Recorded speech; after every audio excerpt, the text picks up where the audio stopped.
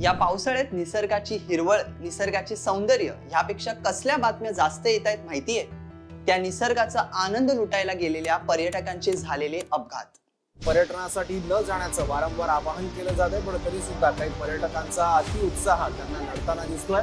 महत्वाची बातमी, ताम्हिणी घाटातील स्टंटबाजी एका तरुणाच्या जीवावर बेतली. 32 वर्षीय तरुण या धबधब्यात उडी मारणारा वाहून गेला होता. ताम्हिणी घाटात फिरायला गेलेल्या स्वप्नील धावडे यांचा धबधब्यात वाहून मृत्यू झाला.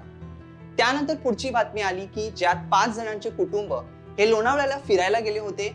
अचानक पाण्याची पातळी वाढली आणि ही 5ही जण त्यात वाहून गेले.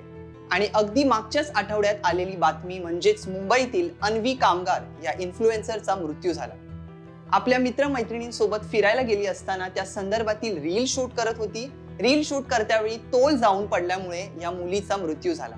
या सर्व घटनांमधून आपल्याला एक अतिशय महत्त्वाचा असा धडा घ्यायला हवा की निसर्गाच्या कुठल्याही हालचालींचा आपण अंदाज बांधू शकत नाही आणि आपल्याला त्या संदर्भात जपून राहणे नेहमी फायद्याचे ठरेल.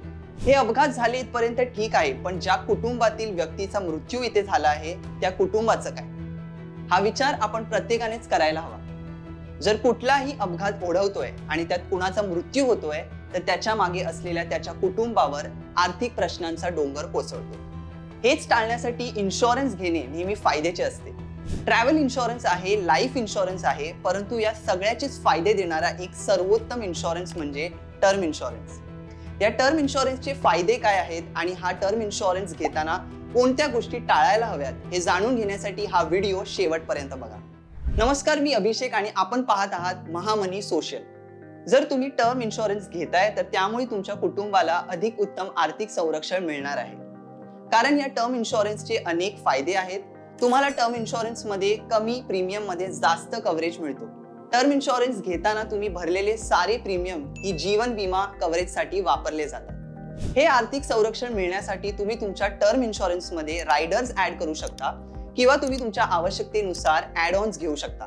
जर काही गंभीर परिस्थिती ओढवली आणि इन्शुरन्स धारकाचा मृत्यू झाला तर ही टर्म इन्शुरन्सची सगळी रक्कम इन्शुरन्स धारकाच्या नॉमिनीला देण्यात येईल.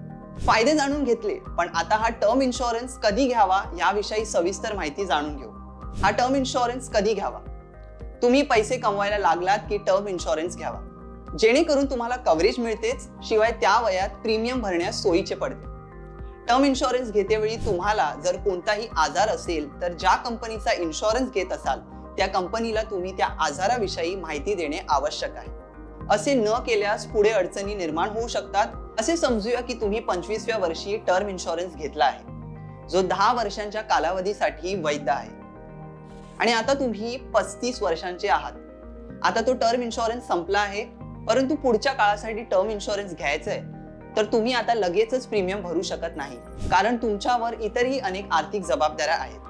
हे असे होऊ नये यासाठी टर्म इन्शुरन्स घेताना लॉंग टर्म प्लॅन घेणे महत्त्वाचे असते.